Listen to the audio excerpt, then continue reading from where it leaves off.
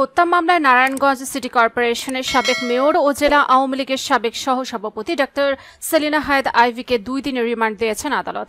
বুধবার দুপুরে সিদ্ধিরগঞ্জ থানার সজল মিয়া হত্যা মামলায় 7 দিনের রিমান্ড চেয়ে আদালতে ওঠানো হলে senior judicial magistrate Mohammad Moinuddin Kadir 2 দিনের রিমান্ড মঞ্জুর করেন।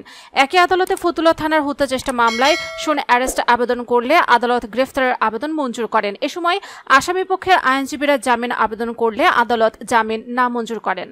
আদালতের public prosecutor AKM. Omar Faruk Nayan এর সত্যতা নিশ্চিত করে বলেন, আইভীর ভার্চুয়াল উপস্থিতিতে শুনানি হয়েছে।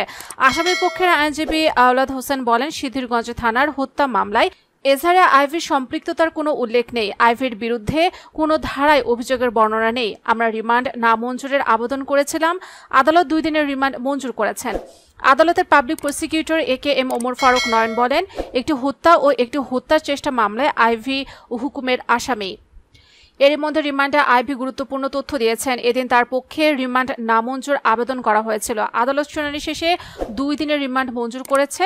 আরেকটি হত্যা চেষ্টা মামলায় শোন অ্যারেস্ট আবেদন মঞ্জুর করেছেন। এর আগে গত 9 মে ভোর 5:30টার দিকে নারায়ণগঞ্জ শহরের দেওভোগ এলাকায় চুনকা কুটিরের নিজ বাসা থেকে সেলিনা হায়াত আইভীকে আটক করে ডিবি পুলিশ। পরে মিনারুল হত্যা মামলায় গ্রেফতার দেখিয়ে আদালতে হাজির করা হলে বিচারক তাকে কারাগারে পাঠানোর নির্দেশ দেন।